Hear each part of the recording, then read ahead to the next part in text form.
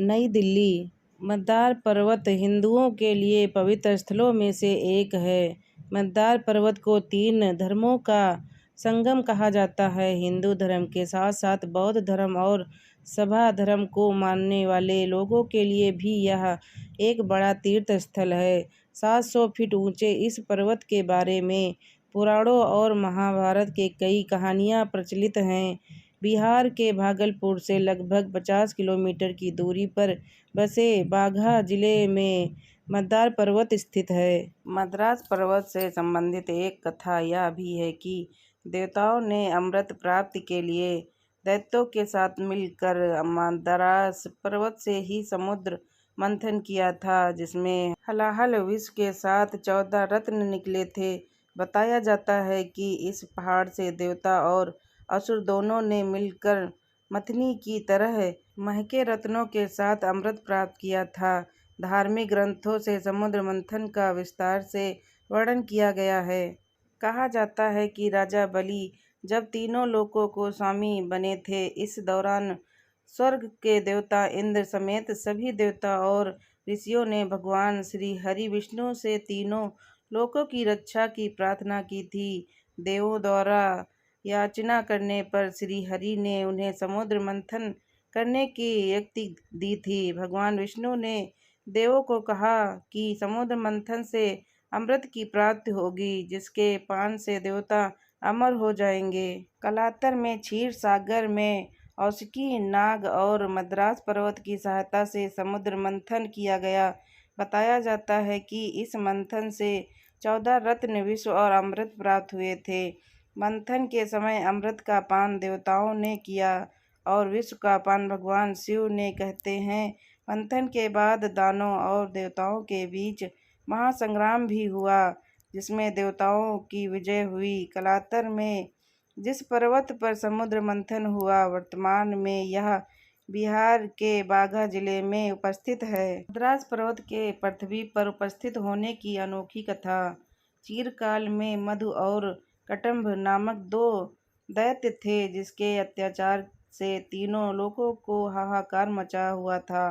भगवान श्री हरि विष्णु ने मधु और कटम्भ राक्षस को पराजित कर उनका वध कर दोनों के धड़ को 2 विपरीत दिशा में फेंक दिया, जिसके बावजूद दोनों के धड़ एकजुट होकर मधु और कटम्भ बन गए। उसके उपरांत वापस से तीनों लोकों में इनका आतंक शुरू हो गया। पुराणों के अनुसार यह लड़ाई लगभग 10,000 साल तक चली थी।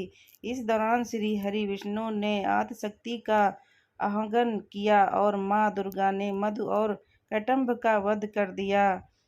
कलातर में भगवान नारायण ने मधु और कटम्भ को पृथ्वी लोक पर लाकर मद्रास पर्वत के नीचे दबा दिया ताकि वह फिर से उत्पन्न न हो सके। कहा जाता है कि मधु और कटम्भ श्री हरि से मकर संक्रांति के दिन उनसे दर्शन देने का वरदान मांगा।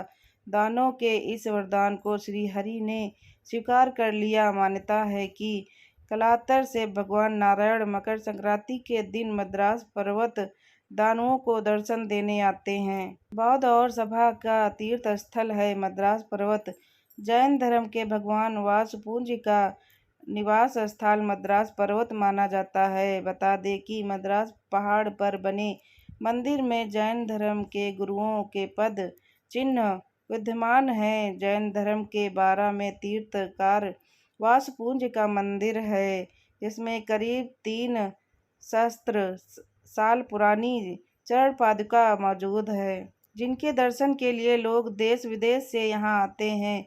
इसी तरह 1920 में सभा धर्म के गुरु चंद्रदास जी महाराज ने यहाँ रहना शुरू किया था। कहते हैं इन्हें यहीं ज्ञान की प्राप्ति हुई थी।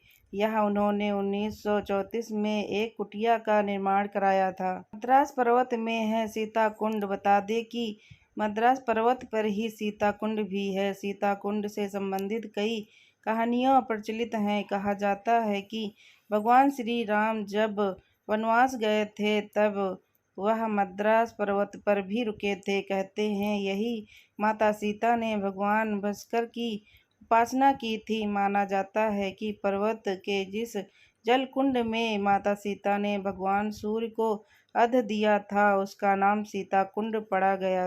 मद्रास पर्वत पर स्थित है पापहरडी तालाब। मद्रास पर्वत पर पापहरडी तालाब स्थित है। प्रचलित कहानियों के अनुसार कर्नाटक के एक कुंड पीड़ित चोलवासीय राजा ने मकर संक्रांति के दिन इस तालाब में स्नान किया था, जिसके बाद से उनका स्वभाव ठीक हो गया था। तभी से उन्हें पापहरणी के रूप में जाना जाता है। बता दें कि इसके पूर्व पापहरणी मनोहर कुंड कुंड के नाम से जाना जाता है। तालाब के बीच स्थित है लक्ष्मी विष्णु मंदिर। बता दें कि पापहरणी तालाब के बीचों बीच माता लक्ष्मी और भगवान श्री हरि विष्णु का मंदिर है। हर मकर संक्रांति पर यहाँ मेले का आयोजन होता है। मेले के पहले यात्रा भी होती है, जिसमें लाखों लोग शामिल होते हैं।